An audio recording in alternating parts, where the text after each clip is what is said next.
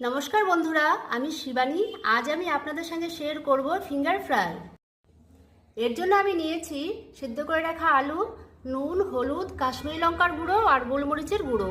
সবার প্রথমে আমি আলুটাকে স্ম্যাশ করে নিচ্ছি। স্ম্যাশ করা হয়ে গেছে।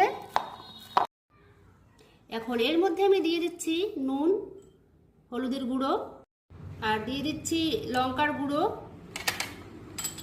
আর গোলমরিচের গুঁড়ো। এখন ভালো করে সব মাখিয়ে নেব। এর মধ্যে দিয়ে দিলাম একটু ময়দা আর দিয়ে দিলাম একটু কর্নফ্লোর। এখন আবারও আমি ভালো করে একটু মাখিয়ে নেব। তো ডোটা আমার রেডি করা হয়ে গেছে। এখন হাতের সাহায্যে আমি ফিঙ্গারের মতন করে বানিয়ে নেব। এরপর আমি অল্প একটু হাতের মধ্যে নিয়ে এইভাবে লম্বা লম্বা করে ফিঙ্গারের মতন করে একটু বানিয়ে নেব। হয়ে গেছে। আমি এইভাবে সব কটাকে সুন্দর করে বানিয়ে নিয়েছি। এরপর আমি একটা কড়াইতে তেল গরম করে তেলটা গরম করে নিয়েছি। এর মধ্যে দিয়ে দিচ্ছি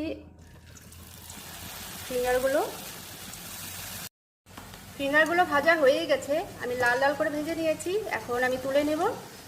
তো তৈরি হয়ে গেল আমার ফিঙ্গার ফ্রাই।